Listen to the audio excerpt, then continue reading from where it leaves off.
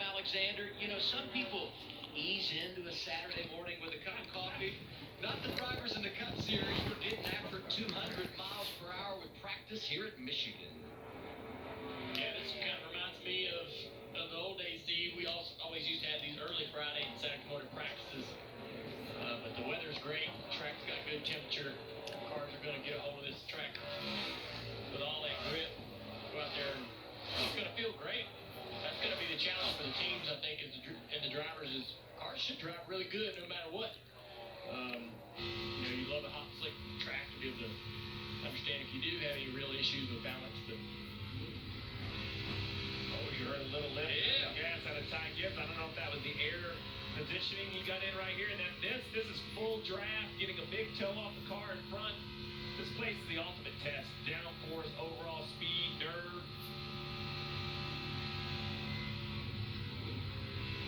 Look at that, back to the throttle. Real quick, off the gas, right back to the gas in the center of the corner.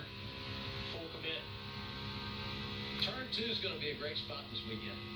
Yeah, turn 2 is kind of tricky because there's a lot of banking. We almost kind of forget just how much banking this track has. It's having some troubles down in turns 3 and 4 with the car, but the banking does leave turn 2 before you're done finishing the turn. So you still have wheel input to exit turn 2. As we look at the speed down there, 201, 202, off into turn 1. So right here, you're turning, rolling through the corner, the banking falls away. Right there, the banking falls away, but you still have turn left. And you can get a little bit tight or lose the back of the car off turn 2, a little bit of a tricky spot. The 202 is impressive, but I think what's more impressive for me is the low number. Well, let's check this out. We might see low at 180. Low.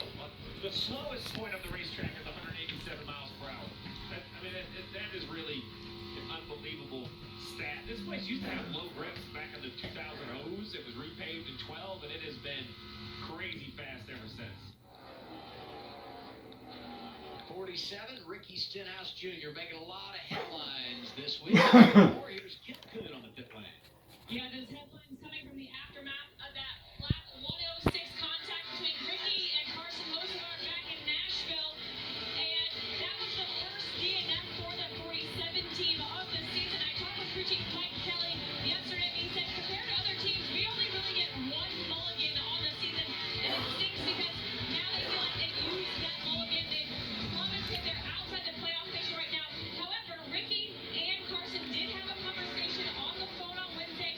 Both parties called it productive, and this has really been a learning situation for Carson Hocevar. Luke Lambert, his crew chief, told me they went through all the in-car cameras, they went through all the race footage, the SMT, to really figure out what he could have done differently. Carson said it was not intentional. He said it was more the product of you make thousands of decisions through the course of the race, and those decisions happen in split seconds, and this could be looked at as the evolution of him as a Cup Series driver and the things he can learn.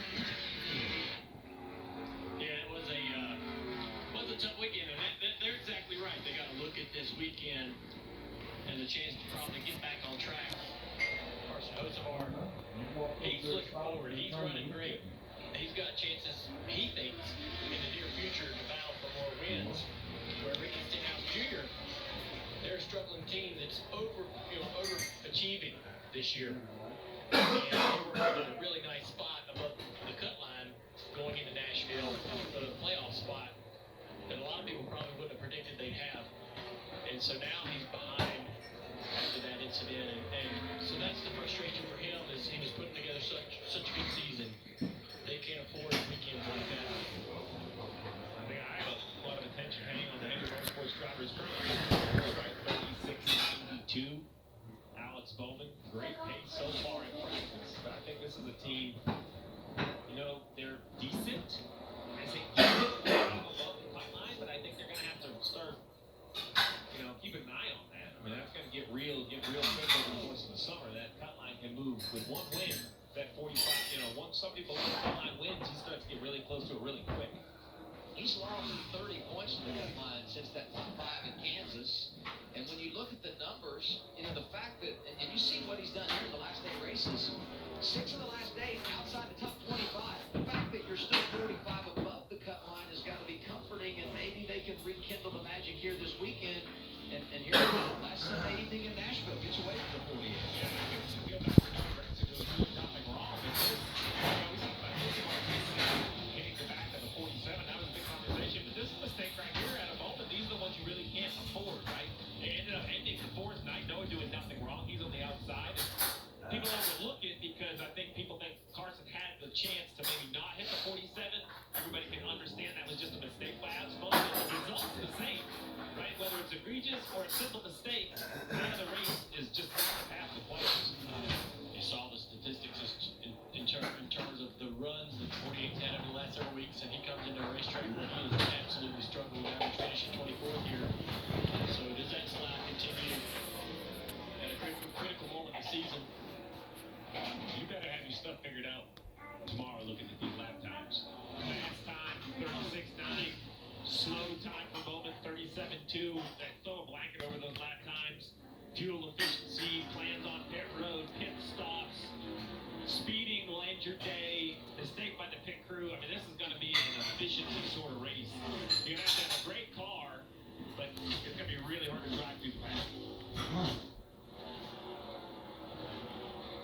Josh Berry in the 21 there has had a bit of a struggle since his victory in Vegas earlier this year.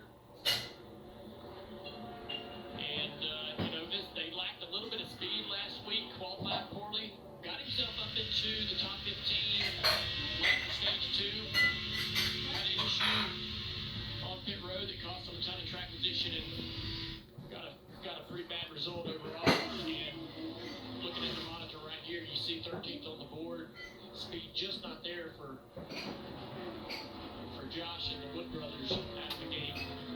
On that blue oval, they pride themselves with their run here. 1-9 in the last 10. We talk about the Heritage Trophy, the trophy that's assigned between the manufacturers for racing here in Michigan. And Ford has kind of put their stamp on dominance over the last 10 races. Now right there in the 71, following Josh around the racetrack. Great opportunity for Michael to kind of understand what his car is going to do behind another car. It's pretty spread out, so you don't get many chances in practice, in very brief practice, to be around other cars. So maybe Michael really appreciate his chance to talk to his team. Yeah, if you look at that 21 car, and the Wood brothers have had so much success here all time. You go all the way back 1969, first ever race here in Michigan. Won by the Wood brothers, Cale Yarborough behind the wheel. Paint scheme this weekend. How cool is that? I mean, such a nice flashback to what we saw so many years ago. Cubic inches on the hood.